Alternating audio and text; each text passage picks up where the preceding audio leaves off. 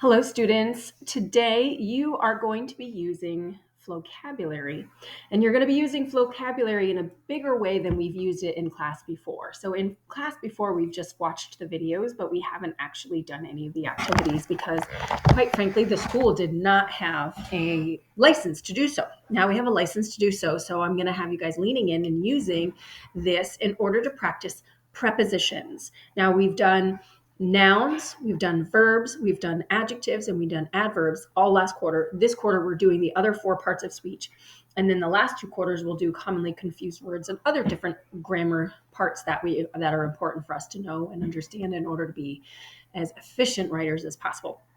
But today we're going to use Flocabulary for prepositions. Now, you guys do not have Flocabulary accounts just yet because we have not used them. In your Schoology page, you will find that there is an informational page right here that says Flocabulary login information. So you're going to be able to, it's going to be a link that's right on there. And then there's going to be a login code. I will also have the teacher have a big poster with the login codes as well so that you can see those as you're entering them into your computer.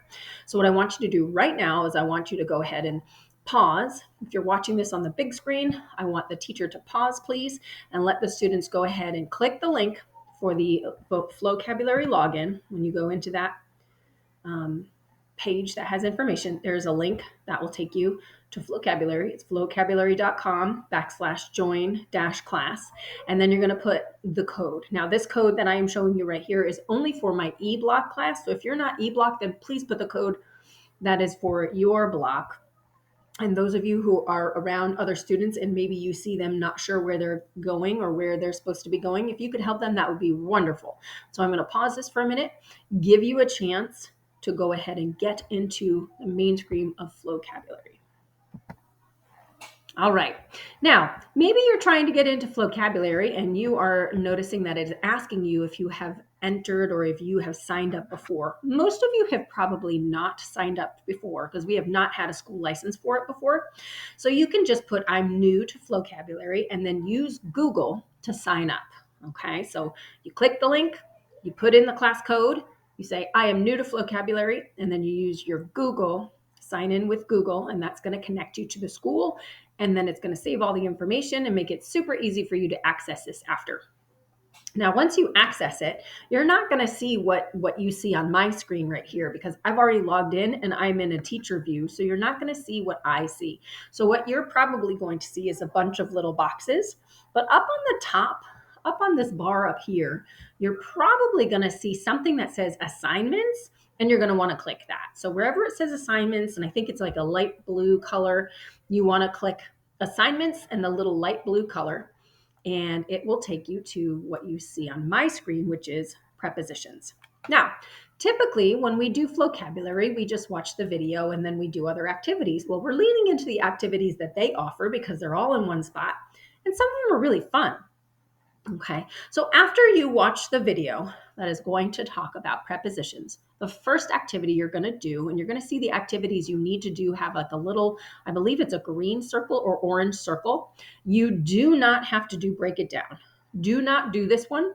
I did this one at home and I could not get it to advance to the second question. So just stay away from that one. Do not. First thing you're going to do is vocabulary cards. Now, in the vocabulary cards, you're going to see 10 pictures. They look just like this. When you click on it, it's going to ask you, it's going to give you a definition. So in this case, it says across is the prepositional word. It's going to give you the definition spanning from one side to the other. So think about I go across the bridge.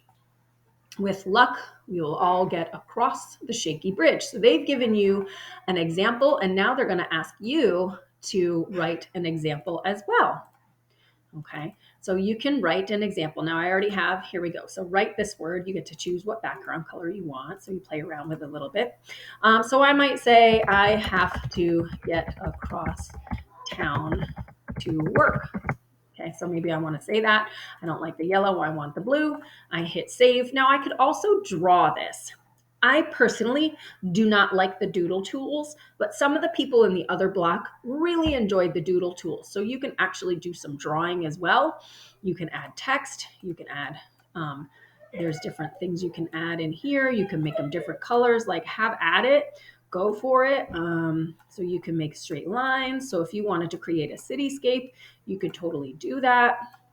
So play around with it, whichever one works best for you, please go ahead. And then you would save it and it would save what you have.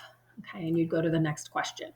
Now, let me tell you right up front, this one right here that says preposition, and this one that says prepositional phrase, students in my block yesterday who did this activity for me to test it out for you guys, they said they really struggled with this one. They weren't sure what to do or how to write it.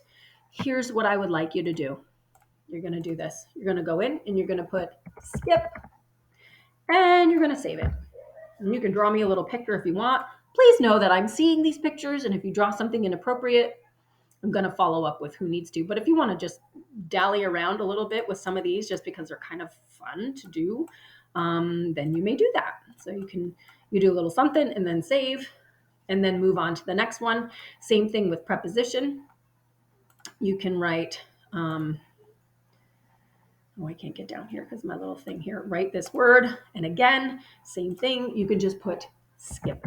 Okay. Now, if you see the students around you, they miss this part of the lesson and they didn't see that they get to skip these and they're getting bogged down and getting frustrated, please help them out and just say, she said we could skip those too. Okay. So come up with sentences for all the, yes, come up with sentences for all the prepositions. You don't have to worry about preposition or prepositional phrase. So all these ones that have actual pictures, do those ones. Okay. So that's one of the lessons. The next lesson is called the vocab game. Now, the vocab game is kind of cool because as you play the game, you build a beat, right? So in this instance, it says drag the missing word into place. For this picture of the sky, he chose to use the blue pencil, blank any other pencils. During any other pencils doesn't make sense. Underneath any other pencils doesn't make sense. So obviously, instead of makes sense, you drag it over, it does a little hurrah, and then it goes on to the next one. Now, this one says drag the right word to its definition. So you have to make sure you are reading what it asks you to do. Sometimes it's fill in the blank, sometimes it's definition, sometimes it's this picture is most like which word. You have to pay attention to what it is asking throughout a period of time, a certain point during. Now, as you go and you get to different pieces, you're going to add the beat, you're going to add some background music, you're going to add symbols and some sound, and you're going to end up with a whole musical ensemble. It's kind of cool. And for those of you who are auditory learners, this is for you. Okay. The next one is break it down, and you don't have to do break it down. Skip it. So then you would move on to read and respond. These are very, very short passages. There are 5 of them, and you read the passage and then answer the question. Okay. Fairly simple, fairly straightforward. Can you take the information in the passage and answer a question about it right below? I have no doubt that y'all are going to be great at it.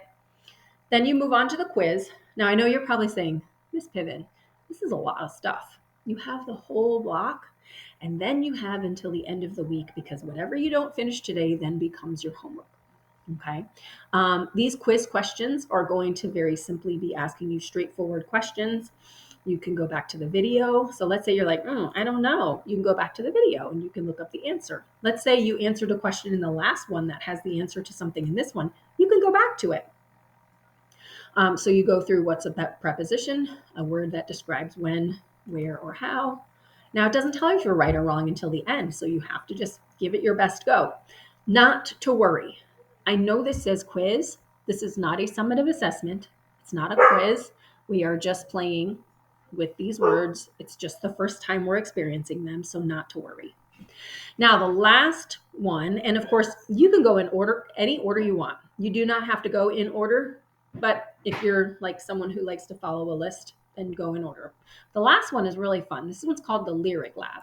Now, for this one, you are creating your own rep, rhyme, flow, however you want to call it, poem, if you will, using the 10 words that you see over here on the right-hand side.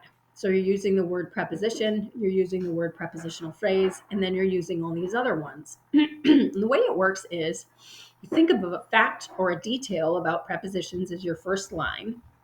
Okay, so I might say, Prepositions tell me when, where, and how, right? Because that was the detail, that was the definition. Prepositions tell me when, where, and how. Now, when I hit enter, it's going to give me rhyming words that I can then make the next line rhyme. Okay, so now using that same flow, prepositions tell me when, where, and how. Um, in the sentence, it does allow. And then you hit next, and then you go back and you can complete and continue the rhyme. Now the cool thing about it is that you're going to eventually put it to a beat. So maybe you put it to this, you put it to this one. Maybe you want something a little slower,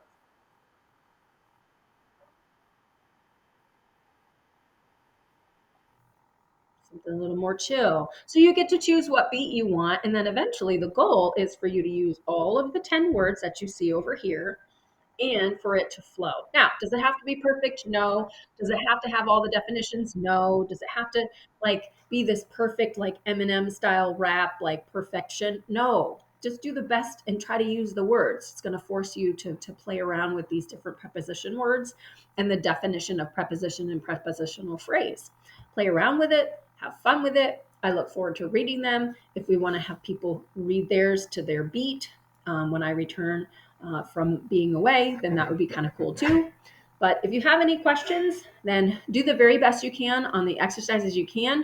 Wait until I get back to ask me the questions. You do have until Sunday to go ahead and finish this, but get as much as you can done during class. This is primarily what we're doing today in class. And then from there, you can finish up any loose ends that you didn't get to do in class. All righty. Happy prepositions, everyone.